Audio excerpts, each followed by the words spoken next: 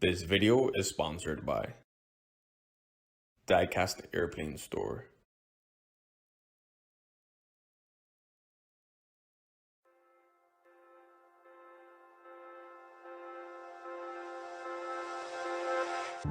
Hello YouTube, welcome back to another review video.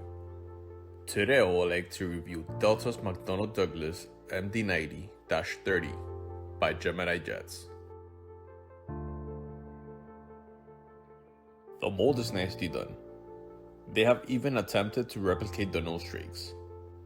A minor flaw is that the tail cone is incorrectly shaped.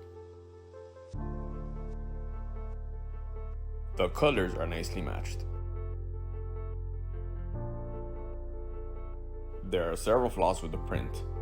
The first one being that the bottom of the tail cone was left bare metal, when it should have been painted a gray color. Another flaw is that there is some paint runoff on the right side of the tail in the logo. Also, the airline's logo on both engines are incorrectly placed and should have been placed further back. This model consists of the traditional crater mount. There is a small seam all around the wing mount. The wings are beautifully done with great detail. The engines are nicely done. The insides are just a basic gray color, and the exhausts are nicely painted. The landing gear is metal, and the wheels are rubber. Only the main landing gear wheels roll. The right main landing gear wheels are flimsy. Also, there are several tiny lumps in all the wheels. Overall, I recommend you guys this model. It makes it a great addition to your collection.